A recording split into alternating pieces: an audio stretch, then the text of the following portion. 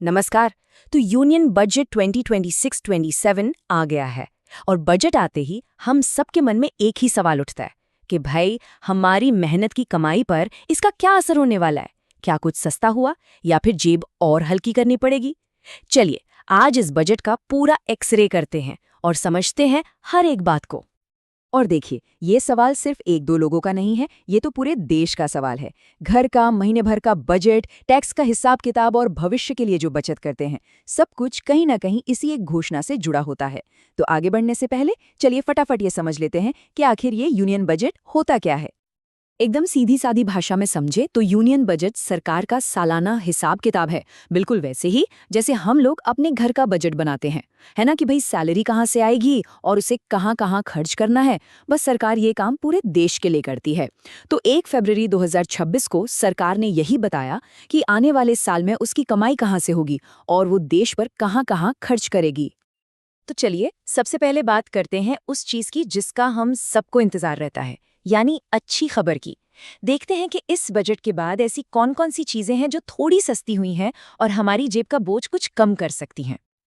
देखिए, इस लिस्ट को देखकर एक बात तो साफ है, सरकार का फोकस हेल्थ केयर और टेक्नोलॉजी पर रहा है। जैसे कैंसर जैसी गंभीर बीमारियों की कई दवाओं पर से कस्टम ड्यूटी हटा दी गई है।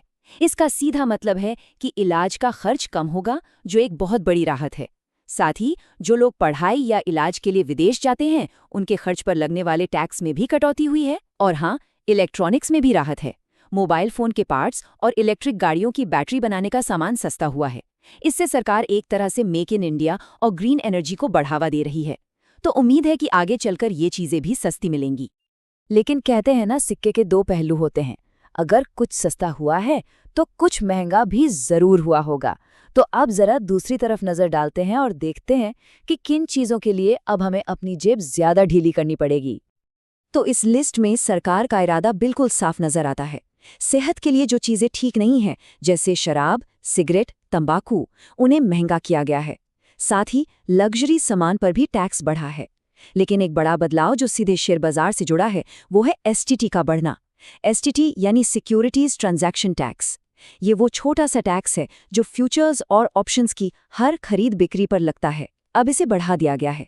मतलब साफ है, जो लोग स्टॉक मार्केट में ट्रेडिंग करते हैं, उनके लिए अब हर सौदा थोड़ा सा महंगा पड़ेगा।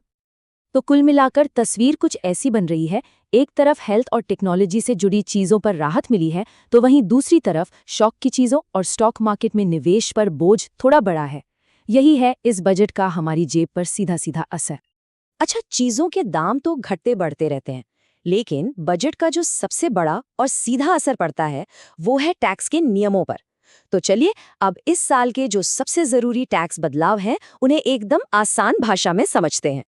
ये एक बहुत बड़ी राहत की खबर है, खासकर उन परिवारों के लिए जिनके बच्चे बाहर पढ़ रहे हैं या जिन्हें इलाज के लिए विदेश पैसा भेजना पड़ता है। सरकार ने ऐसे खर्चों पर लगने वाले टीसीएस यानी टैक्स कलेक्टेड एट सोर्स को कम कर दिया है। अब ये टीसीएस क्या है? ये वो टैक्स है जो पैसा बाहर भेजते वक्त ही कट जाता है। हालांकि बाद में इसे इनकम टैक्स रिटर्न में एडजस्ट कर सकते हैं, पर शुरू में तो पैसा कट ही जाता था। तो सवाल ये है कि ये राहत आखिर है कितनी बड़ी? तो सुनिए, अब पढ़ाई और इलाज के लिए विदेश भेजे गए पैसों पर टीसीएस की दर घटाकर सिर्फ 2% कर दी गई है। पहले ये काफी ज्यादा थी। तो इसका सीधा मतलब ये है कि अब लोगों के हाथ में शुरू में ही ज्यादा पैसा रहेगा। तो टैक्स के मामले में कहानी थोड़ी मिलीजुली है। एक तरफ तो विदेश में पढ़ाई और इलाज पर टीसीएस कटौती जैसी अच्छी खबर है, लेकिन दूसरी तरफ जिसका शायद सबसे ज्यादा लोगों को इंतजार था, यानी इनकम टैक्स स्लैब, उसमें कोई बदलाव नहीं किया गया। इसका मतलब यह है कि ज्यादातर जो सैलरी पाने वाले लोग हैं, उनके लिए टैक्स के मोर्चे पर कोई बड़ी राहत इस बार नहीं आई है। तो ठीक है, हमने समझ लिया कि क्या सस्ता हुआ, क्या महंगा हुआ और टैक्स में क्या बदला। अब इन सारे टुकड़ों को जोड़ते हैं और देखते हैं कि इस बजट की बड़ी तस्वीर यानी इसका सार क्या है। और इस बजट का सार यही है। कुछ खास जगहों पर, जैसे कि हेल्थ केयर और विदेश में होने वाले खर्चों पर तो राहत दी गई है, लेकिन आम आदमी जिस इनकम टैक्स में बड़ी छूट का इंतजार कर रहा था, वो इंतजार इस बार भी खत्म नहीं हुआ। लेकिन देखिए, एक बात समझनी बहुत जरूरी है।